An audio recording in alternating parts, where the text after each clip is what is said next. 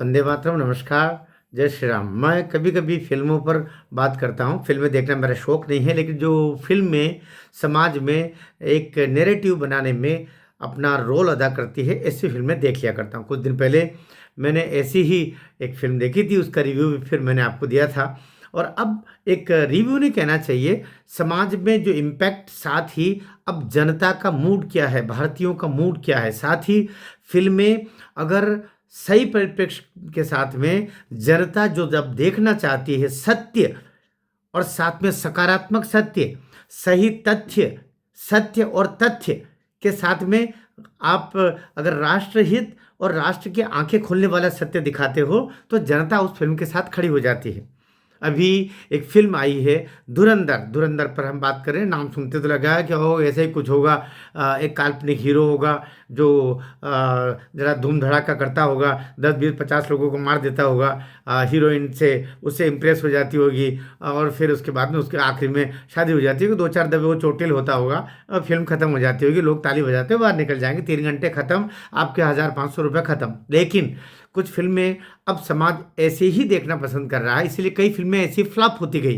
लेकिन एक फिल्म जो धुरंधर, जो एक सप्ताह में जिसने रिकॉर्ड तोड़ अपनी उपस्थिति दर्ज की है, उसके पीछे के कारण समझिए। कारण ये कि उसमें सत्य दिखाया गया। सत्य, सत्य क्या, किस तरीके से जो एक आतंकवादियों को छोड़ने के लिए षड्यंत्र बुना गया, और षड्यंत्र के तहत कुछ आतंकवादियों को 1999 और 2001 के मध्य जो कुछ कांड हुए, उस उन कांडों को लेकर के वो है, जिसमें एक कुख्यात नृशंस जो आतंकवादी था, उसको छोड़ा गया, और जो जिसने आगे चल के पाकिस्तान में फिर अपनी एक आतंकवादी दल, आतंकवादी संगठन, आतंकवादी समूह बनाया, जो निरंतर भारत को फिर तकलीफ देता रहा। अटल जी की वो सरकार थी, उस समय का भी इस पर जिक्र आता है कि जब वो जो हाईजेक हुआ हवाई जहाज का, और उसको न बचा करके,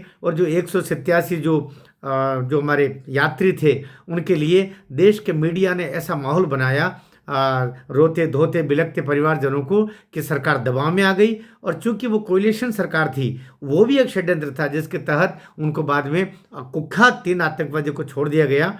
और ये जो मसूद अजहर वगैरह थे, आगे चल के उन्होंने देश के नाक में दम कर दिया, अभी तक भी वो फिर पकड़ में नहीं आए हैं। और ये वो समय था जब 370 ख़त्म नहीं हुई थी, और उस समय भारत का संविधान वहाँ पर न के बराबर लागू हुआ था। हमारे सैनिकों पर पत्थर फेंके जाते थे हर शुक्रवार के दिन। वहाँ पर एक किस्म से आतंकवादियों का वो उत्सव हुआ करता था, जिस दिन वो अपना अपना सारा तांडव दिखाते थे। बहरहाल, हम इस फिल्म में बात कर रहे हैं। इस फिल्म में जब ये हाईजेक हुआ, मसूद अजहर को छोड़ा गया 1999 2000 के लगभग, फिर 2001 में और एक भयानक घटना हुई, आतंकवादी घटना हुई, कि संसद पर ही आक्रमण कर दिया। 5 आतंकवादी आते हैं और वो बैरिकेड तोड़ते हुए संसद के अंदर लगभग घुसने ही वाले थे, कि वहाँ पर कुछ हमारे कमांडोज ने अपनी जान पर खेल करके, और उन 5 आतंकवादियों को मारा जाता है। और उसमें से जो सारे घटनाक्रम आप सबको विदित ही है, तो उसका भी उल्लेख इसमें है।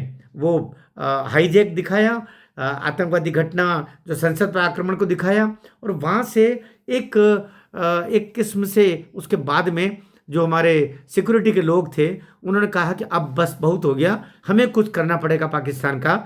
और फिर वो ऑपरेशन धुरंधर लॉन्च करते हैं। ऑपरेशन धुरंधर एक नाम है, किसी किसी व्यक्ति का, किसी अभिनेता का नाम नहीं है। ऑपरेशन धुरंधर एक ऑपरेशन का नाम है जो पाकिस्तान में किया जाता है।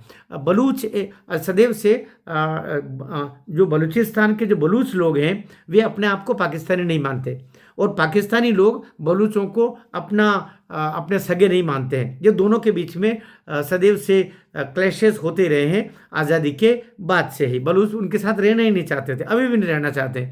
इसलिए जो BLA वहाँ का है, बलूचिस्तान जो लिबरेशन आर्मी, वो पाकिस्तानी सेना पर आक्रमण करती रहती है, निरंतर वो काम चलता रहा। तो पाकिस्तानी सेना, ISI एक तरफ, और जो बलूच के जो बीएलए हैं ये तब से भी अलग थे, अभी भी अलग है, उनके बीच में क्लैशेस चलते हैं। और जो बलूच वाले हैं वे भारत के प्रति हमदर्दी रखते हैं। बहरहाल इसमें एक अभिनेता रहता है रणवीर सिंह, जो जो इसमें हमजाली बनता है। रणवीर सिंह एक बलूच बन करके वहाँ पर एक सीन, जब ये दो दो सीन हो जाते हैं उसके बाद में उसको वहाँ दिखाया जाता है और वो बलूच बन करके वहाँ पर जाता है। वो एक वहाँ पर भारत का पहले से कोई एजेंट रहता है जो जूस वगैरह का बिजनेस करता है, उसके साथ चुपचाप, क्योंकि रणवीर सिंह को अर्थात हमजाली को पता रहता है कि यहाँ पर कौन हमारे लोग हैं, उनसे जाके चुपचाप राय मशवरा करता है और वो जूस वाला जो भारत का एजेंट रहता है उसको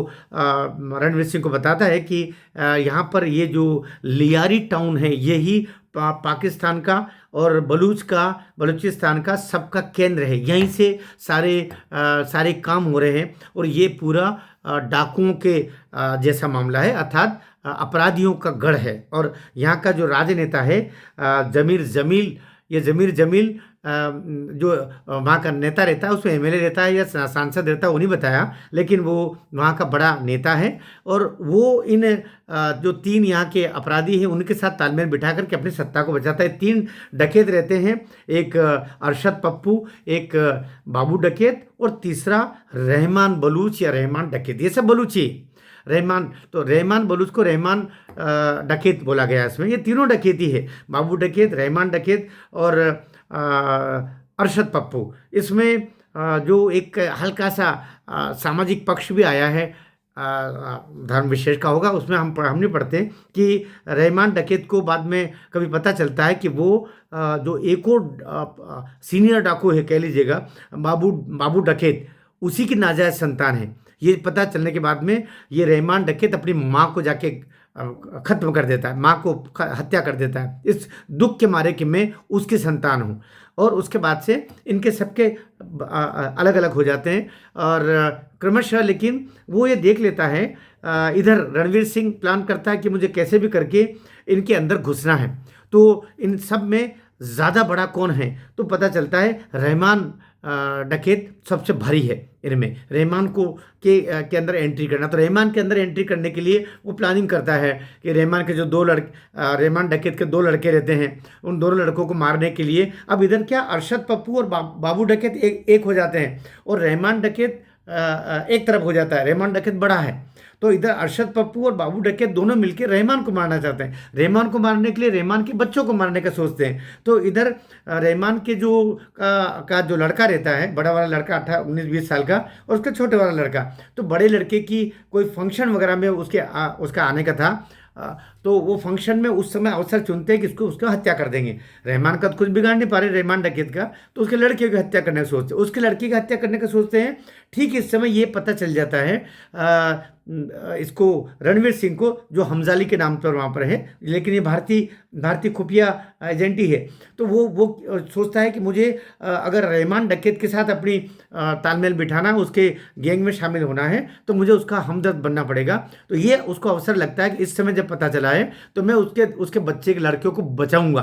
पहले ये था कि अरशद पप्पू और बाबू डकैत दोनों मिलकर के केवल बड़े वाला लड़का आने वाला था उसकी हत्या करने वाले थे, लेकिन जब फंक्शन शुरू होता है तो रहमान डकैत के दोनों लड़के वहाँ पर आ जाते हैं। ऐसे में उनका प्लानिंग गड़बड़ हो जाता है और लेकिन वो कोशिश करते हैं कि बड़े लड़के छोटे लड़के को दोनों को बचाएं, लेकिन उधर गोलीबारी शुरू हो जाती है। अरशद पप्पू और बाबू डकैत के जो लोग आए थे उनकी तरफ से, ये कैसे भी करके बड़ा लड़के को तो नहीं बचा पाते हैं, लेकिन छोटे लड़के को बचाने में रणवीर सिंह अर्थात हमजाली सफल हो जाता है और बड़े लड़के को भी उठा करके वो अस्पताल लेके जाता है, जहां बाद में रहमान डकैत आता है और वो धन्यवाद देता है जब उसका छोटे वाला लड़का बताता है कि इन ने बचाया है, इशारा करके, अर्थात रणवीर सिंह ने हमजाली ने बचाया है, तो वो उसको धन्यवाद देता है और कुछ पैसा देना चाहता है। लेकिन यहाँ पर रणवीर सिंह हमजाली मना कर देता है, नहीं पैसा नहीं, मैं आपकी बहुत कदर करता हूँ, आप बलूचों के लिए बहुत काम कर रहे हैं, मैं आपका बहुत बड़ा प्रशंसक भी हूँ और मैं आपसे कुछ भी नहीं चाहता हूँ और मुझे आप कभी मेरे लायक कभी भी कोई काम हो तो मुझे अवश्य दीजिएगा, ये सुन करके और पैसा लेने का मना कर देता है। तो रहमान डकैत उसको अपने साथ जोड़ लेता है और यही चाहता था रणवीर सिंह हमजाली भी, वो उसके साथ जुड़ जाता है और जुड़ करके और आगे चल के स्टोरी फिर आगे बढ़ती है। फिर वो वहाँ से धीरे धीरे जानकारी सब इकट्ठी रहते हैं, क्योंकि रहमान डकैत हो, बाबू डकैत हो, अरशद पप्पू हो, सबका उद्देश्य तो भारत को नुकसान करना ही है। और यही जानने के लिए रणवीर सिंह उनके अंदर घुसता है। तब पता चलता है कि ये 26/11/2008 करने वाले हैं। तो ये समय से सारी इंटेलिजेंस भेज देता है रणवीर सिंह कि ये ऐसा ऐसा होने वाला है और ये पानी के थ्रू अर्थात जल मार्ग से आएंगे, सब खबर कर देता है। लेकिन भारत की एजेंसियां क्या पता क्यों यहीं पर संकेत है, क्या पता क्यों उनको आने देते हैं। और ये आतंकवादी घटना जिसमें 166 लोग भारतीय मारे जाते हैं, ताज होटल, ओबेरॉय होटल, सब पर आक्रमण होता है और सब कितने लोग उसमें मारे जाते हैं और एक आतंकवादी उसमें पकड़ में आता है, शेष सबकी को मार दिया जाता है और पूरी ताज होटल, ओबेरॉय होटल इनको बर्बाद कर दिया जाता है। ये घटना घटित होती है। तो ये जानने के बाद में रणवीर सिंह बहुत दुखी होता है। दुखी होने के बाद में वो सोचता है कि मैं अब कुछ भी करके ये जो 3 लोग हैं इन्हीं को मारा। और वो समझ गया था कि इन तीनों का जुड़ाव इस समय वहाँ का जो नेता है जमीर जमील, इससे है। और जमीर जमील रहमान डकैत को चाहता है। तो इधर क्या होता है कि जब उसके बड़े लड़के की वहाँ अस्पताल जाते मर जाता है, छोटा लड़का पर बचता है, तो वो एक बैठक करता है। कौन? रहमान बलूच बैठक करता है और बैठक करके अपने लोगों से पूछता है, अपने ग्रुप के लोगों से, अपने जो उसके दल के लोग होंगे, डाकू दल के, वो कि भाई मुझे अब बदला लेना है, मेरे लड़के को मार दिया, मैं अब अरशद पप्पू और बाबू डकैत से बदला लूँगा। तो सामान्यतः सब लोग कहते हैं कि चुनाव सिर के ऊपर है। अभी जो अपने नेता है ज़मीर जलील, वो खड़े होंगे और ये चुनाव के बाद में हम बदला लें तो खून खच्चर होगा और इससे हमारे नेता की इमेज खराब होगी और हमारी फंडिंग रुक जाएगी, वो हार जाएंगे तो और बड़ा नुकसान होगा। इसलिए चुनाव के बाद में बदला लिया जाए, ये ठीक रहेगा। इस बात को सब लगभग सुनते रहते हैं और चुपचाप फिर जब राय पूछी जाती है रणवीर सिंह अर्थात हमजाली से, तो वो बोलता है कि नहीं, मैं इस बात से सहमत नहीं हूँ, आपको इस समय अपने लड़के का बदला लेना चाहिए, अन्यथा मैसेज ये जाएगा कि आपको कहीं परास्त कर दिया है अरशद पप्पू और बाबू डकैत ने। और इस आधार पर जो चुनाव होगा, चूंकि आपको हारा हुआ मान लिया जाएगा, तो ये जो चुनाव में आपके नेताजी खड़े होंगे जमीर जलील, ये भी हारेंगे, उसके बाद में आपके साथ भी और आक्रमण होकर के आपको भी नष्ट कर दिया जाएगा। लिहाजा मेरी तो मान्यता ये कि इस समय आपको दुगनी ताकत से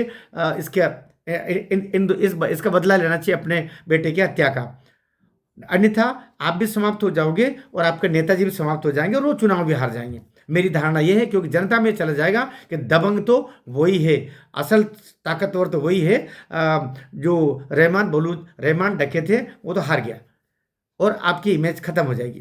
तो इस बात को रहमान बलूच मान लेता है और इसी सहमति के आधार पर फिर वो बदला लेने का ठानता है। कुल मिलाकर के फिर वो बाबू डकैत को भी एक अपने उसमें योजनाबद्ध तरीके से मार देता है। अरशद पप्पू भर बच जाता है तो बाबू डकैत की हत्या कर देता है, बदला चूक जाता है और चारों ओर फिर जयकारा होने लगता है रहमान बलूच का, जब वो बाबू डकैत की हत्या कर देता है, बाबू डकैत के साथ बदला चुका देता है। तो यह होता है, इधर चुनाव होता है, तो चूंकि रहमान बलूच की दबंगता फिर पूरे क्षेत्र में एक छत्र हो गया वो, तो वो नेताजी भी जीत जाते हैं, रहमान जमील भी जीत जाता है, इस कारण से कि रहमान बलूच की जय जयकार। लेकिन वहाँ सभा जब हो रही होती है उसके विजय के बाद में, तो जब रहमान बलूच आता है तो जनता उसको देखने के लिए और पागल हो जाती है खुशी के मारे। तो ये देख करके ज़मीर जलील जो है वो जलन से मर जाता है। उसको लगता है कि अब तो ये भविष्य का मेरा राइवल खड़ा हो गया है, अब तो अगर चुनाव में कभी अगला ये खड़ा हुआ तो यही मुझे हरा देगा और अब मेरी कुर्सी अब खतरे में है। ये सोच करके वो अरशद पप्पू के साथ में तालमेल बिठा करके, क्योंकि बाबू डकैत तो मर चुका है, अरशद पप्पू के साथ मिलके और वो इसको ही मरवाना चाहता है रहमान डकैत को, जो उसका साथ दे रहा था। तो ये बात अब इधर एक और पेच आता है स्टोरी में कि ये जो रहमान ज़मीर जलील है उसकी लड़की रहती है, वो लड़की से रणवीर सिंह अर्थात हमजाली अपने पेंगे लड़ाता है, उसके साथ मैं अपना प्रेम को बढ़ाता है। उसको तो अपनी योजना में वो कोई प्रेम कर रहा हो ऐसा नहीं, वो तो आप कह सकते हैं लव जिहाद कह लीजिएगा, वो लव जिहाद ही कह लीजिएगा, तो वो अलग तरीके का लव जिहाद। तो अपने प्रेम प्रेम में फांसने के लिए वो उस नेता की लड़की को फांसता है, और धीरे धीरे करके वो इतना कर लेता है कि वो घर की सारी बातें, और जो नेताजी के घर के में क्या कुछ हो रहा है वो हमजाली को बताती है, रणवीर सिंह को बताती है। इसी दौरान वो एक दिन बताती है कि ये जो एसपी है, अर्थात इसमें संजय दत्त एसपी बनता है, जो एसपी चौधरी के नाम से जाना गया है, ये मेरे घर पर आते हैं और इनसे मेरे पिताजी कुछ विशेष काम कराना चाहते हैं। ये तब पता चलता है जब ये जो ज़मीर जलील नेता है ये एसपी को बुलाता है और कहता है कि इसकी हत्या कर दो। किसकी? रहमान डकैत की, क्योंकि ये मेरे रास्ते में अब मेरा रोड़ा बनेगा। तो एसपी कहता है कि इसको तो करना बहुत मुश्किल, मेरे पुलिस वाले ने सब इसके मुट्ठी में। ये जो लियारी टाउन है वहाँ के जितने भी पुलिस वाले हैं, और पुलिस का पूरा महकमा ही रहमान बलूच के कब्जे में है। वहाँ पर एसपी कुछ कहेगा तो एसपी को नहीं, बल्कि वो बोले मैं कुछ कहने जाऊँगा तो मेरे पुलिस वाले मेरे को ही मार डालेंगे। तो आप केवल एक ही चारा है अगर मेरे को वहीं भेजना है। तो फिर दरअसल इनके बीच में भी पहले टसलबाजी रहती है रहमान की और एसपी की, तो वो भी बदला चुकाना चाहता था। तो ये बोले अब एक काम है कि मेरी पसंद के मुझे अधिकारी और पुलिस वाले दिए जाए जिनके द्वारा मैं इस काम को करूँगा, और इसके लिए मुझे एक कार्यालय भी अलग दिया जाए। तो एक कार्यालय अलग बनता है, कुछ पुलिस वाले बनते हैं, और यो जा करके और उसका पूरा तामझाम होता है, फिर उसको बिठाते हैं और वो वहाँ एसपी जाता है। लेकिन इसी दौरान जब इसके घर पर एक बैठक होती है, और ये जानकारी जब वो लड़की दे देती है हमजाली को, रणवीर सिंह को, कि ऐसा ऐसा है और ये पुलिस वाले जो है ना ये उसको मारना चाहते हैं, और इधर रणवीर सिंह चाहता है कि कैसे भी करके अभी मैं इसको तो बचाऊं, इस मोहरे को बचा के रखूं, क्योंकि उसी के माध्यम से वो आगे आगे बढ़ेगा, ऐसा उसके दिमाग में। तो वो कहती है कि कहता है कि अब अगर ये संजय दत्त अर्थात एसपी चौधरी और अरशद पप्पू अर्थात वो वहाँ का बचा हुआ डकैत, ये दोनों घर आए और तुम्हारे पिताजी से बातचीत करें तो मेरे को जानकारी देना, और हो सके तो वीडियो मेरे को भेजना, मैं समझ सकूं कि वो कौन है क्या है। तो वो इधर क्या होता है कि वो इनको मारने की प्रक्रिया करता है। इसके लिए इधर वो एक वीडियो भेज देती है, वो लड़की ज़मीर जलील की लड़की, नेता की लड़की, इसके पास एक वीडियो भेजती है रणवीर सिंह के पास में, जिसमें वो कहती है कि ये वीडियो देख लो, ये सब लोग आए हुए हैं।